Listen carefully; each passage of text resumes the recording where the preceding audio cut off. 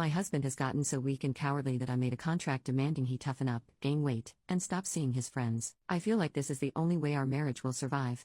So I am extremely unsatisfied with my husband, and I'm going to give him a contract in a last-ditch attempt to make this marriage more satisfying. It's still functional right now, but I haven't totally given up on it being a joy in my life just yet. My husband, 34 male, and I, 31 female, were set up by family members almost 7 years ago. Our families are conservative and value marrying young, and we were both getting a little old to be unmarried by their standards. We've been married for 6 years, and had 2 daughters, 5 and 2. He's an accountant, I'm at home with the kids now and will eventually go back to working. In the course of our marriage, a bunch of problems have developed. I'll explain them, why they bother me, and what I did about them. For one, he started believing that he has depression and anxiety and actually wanted to get a therapist. I don't believe that those are real things, and I definitely don't want him going to some lying beach who will cost $100 an hour to fill his head with lies. He stopped talking about it, but he still clearly thinks that his problem is clinical. He once ordered a weighted blanket online without telling me. I threw it in the trash before he got home. I made it clear that I don't want to hear about it and that he needs to man up. Also, he's become really emotionally weak in general and always seems on edge around me.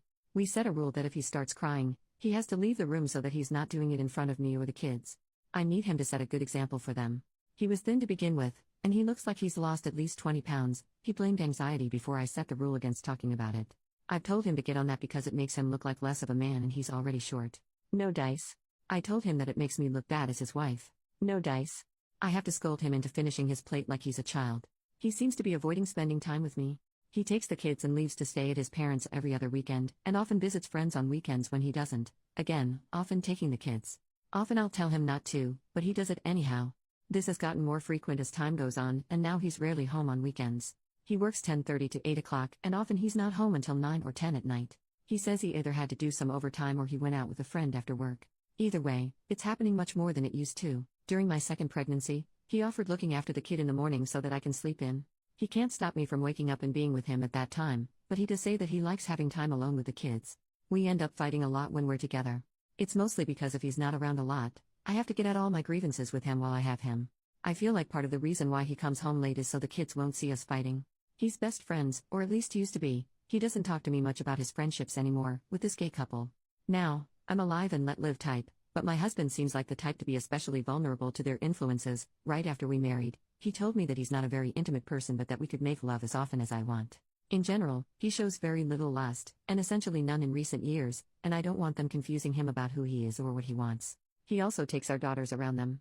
I'm not sure how comfortable I am with that. He still offers lovemaking when asked to, but he never initiates anymore. I once quit initiating to see how long it would take, and it was almost 3 months before I broke down and initiated. The lovemaking itself is fine. He's never been very enthusiastic, but as of late he's been even less so, and won't tell me why. Anyhow, now onto the contract I made. 1. He has to stop believing that he has depression and anxiety, and toughen up emotionally. He is allowed to cry at home twice a week. 2. He has to gain back the weight he's lost. 3. He can visit his parents for the weekend once a month, and can leave for a friend's house for upwards of 3.5 hours once a month. Visits of 3.5 hours or less are not restricted in frequency. 4. He has to stop hanging out with a gay couple he's friends with. 5. He has to initiate lovemaking at least twice a month, regardless of the frequency at which I am initiating. He has to initiate physical intimacy, kissing, at least twice a week. 6. I will get up early at least twice a week from now on, and the kids will see us interacting like a couple should. During this time he is not to start arguments. 7. In general, he is to stop giving me the impression that he's avoiding spending time with me. His curfew for weeknights is 9:20, and he may break it once per week. Divorce goes against our religion, so I don't have to worry about him dropping me over this, plus he's a pretty passive person in general. And despite everything, I do still want him around. He's a great provider, the kids love him, and raising 2 children by myself without his help would be difficult.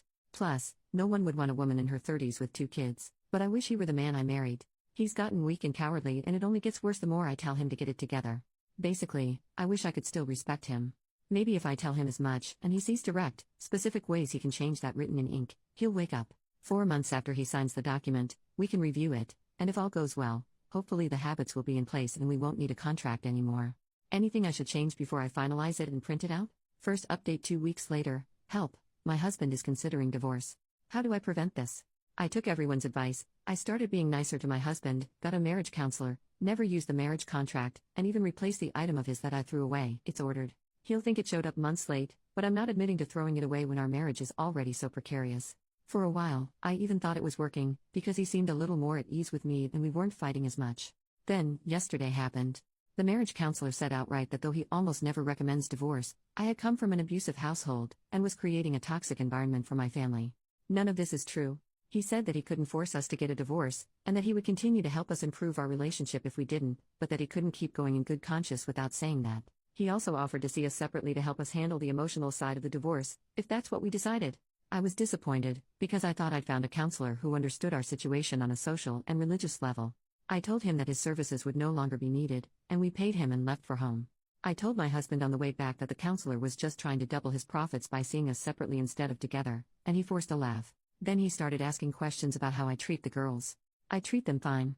He mentioned that our 5-year-old has started leaving the room whenever she cries. Up until 2 weeks ago, I had a rule against my husband crying in front of me, so he would leave the room when he started crying during our fights. It's not my fault she picked that up. I never had that rule for her. He said that doesn't make that better. Of course it does. Anyhow, we were fighting the entire car trip. Last night I didn't see him. I was asleep before he got home. We saw each other this morning, but didn't really speak. Then tonight, he brought up divorce again and we got into another screaming match. I told him that if we divorced, it wasn't just me that our families would hate until the end of time, they'd hate him too. He was going to make us both pariahs in our church and social circles. Then he took the kids and left to God knows where, saying that he didn't care because he couldn't live like this anymore. I'm terrified right now and I don't know how to talk him out of doing this. What do I do? Second update, how to win a custody battle. We're effectively divorced, but we're not going to go through any of the legal stuff yet, because my husband feels it would be wrong to put me through that while I'm pregnant. Why he feels it's better to do while I'm caring for an infant is beyond me. He makes the money, I stay home with the kids. He said that he'll leave me enough to live on, and if I get custody of the kids, more than enough for them to live on, but he's going to fight to get custody if he can. He plans on leaving the kids with his parents while he works if he can pull it off. This is obviously ridiculous. Yes, his parents are retired, but foisting a toddler and an infant on them 5 days a week. Our oldest is in kindergarten. His reasons for this is because he disagrees with some of my parenting methods, but come on, they're in better hands with their mother. So how do I maximize my chances? Third update, how do I become a nun? I'm planning to become a nun in roughly 7 months. Where do I go? What do I bring? What do I have to have done beforehand? I'm not telling anyone what I'm doing beforehand. How easy will it be for them to track me down? I want them to never see me again, but they probably won't look too hard. Also, can you become a nun if you were married before? We're currently separated and I could get the divorce in writing at any time. I'm in Arizona, by the way, but I'm willing to travel to anywhere in the United States for this. Fourth update, how to rebuild my life after leaving fundamentalism. I lived all my life thinking that if I just followed God enough and did what I was told, it would give me happiness and pride. Instead, all it gave me was a miserable marriage to a pathetic man, judgment from all my peers, and so few skills that I have no idea what to do next. I'm 32, and have never worked for money in my life. I'm 3 months pregnant with our third child, and he wants to divorce me as soon as I've recovered from the birth. He wants to take the kids due to differences in parenting methods, and I've decided not to fight it. I don't even want visitation rights. If I never see anyone from my old life again, it'll be too soon. So, how do I do this? How do I get work skills? What do I do now that I serve hedonism instead of God? Where do I go for social support now that I can't go to church or anyone from my old life? What do heathens do for fun? Part of me is really excited to wear revealing dresses and watch Marvel movies and drink cocktails and have casual lovemaking and live alone in an apartment with 4 cats and a common-law lover and stuff like that, but I'm also scared. I don't know what I'm getting myself into. What if I don't like it?